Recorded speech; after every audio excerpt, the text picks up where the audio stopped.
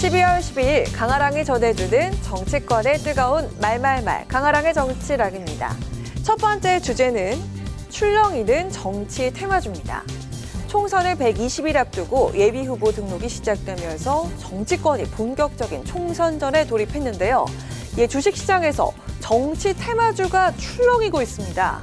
특히 최근 신당을 창당할 수 있다는 전망이 나오는 이낙연 전 대표 관련주가 급등세를 보이고 있는데요.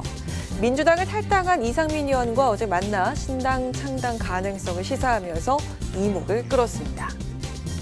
국민들께 이렇게 하겠습니다라고 말씀드리는 것은 새해에 새로운 기대를 국민들께 드릴 수 있다면 좋겠다. 네, 같이 움직임이 본격화되는 분위기가 형성되면서 이른바 이낙연 테마주가 증시를 달구고 있는데요. 예컨대 이 전 대표의 친동생이 고문으로 있는 계열사의 N알루미늄이라던가 이 전 대표의 서울대 동문이 대표로 있는 비철강 등이 관련주로 엮이면서 주가가 치솟고 있는 겁니다. 이낙연 신당론은 결국 윤석열 검찰 독재의 공작 정치에 놀아나고 협력하는 사이비 야당, 즉 사쿠라 노선이 될 것입니다. 하지만 친명계를 중심으로 당내 강도 높은 비판이 이어지면서 계파 갈등을 비롯한 잡음이 계속되고 있는 상황인데요. 그런가 하면 여당 측에서 요동치는 테마주는 단연 한동훈 장관입니다. 앞서 지난달 27일 상한가를 찍은 D홀딩스는 현재 상승세가 주춤한 모습인데요. D홀딩스 임세령 부회장과 오랜 연인인 배우 이정재 씨가 한 장관과 저녁 식사를 함께할 사진이 공개되면서 이른바 한동훈 테마주로 인식된 덕분이었죠.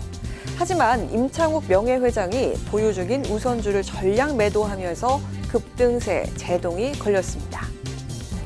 저는 정무직이지만 임명직 공직자고 제가 진퇴하는 문제는 제가 정하는 문제는 아닙니다. 매일매일 하루하루 최선을 다해야 한다고 생각합니다. 오늘도 그런 차원의 일환이고.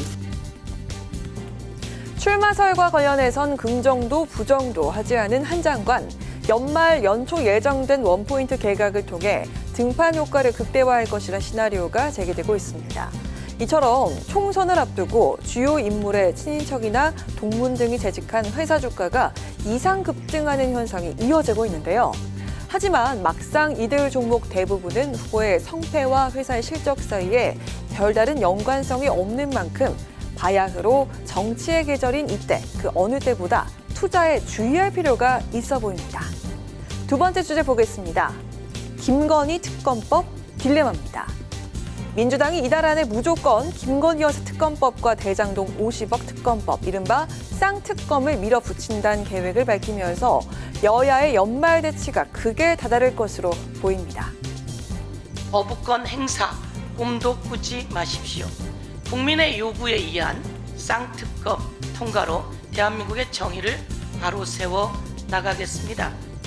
대통령이 늘 그렇듯이 거부권을 행사한다고 가정을 해봅시다.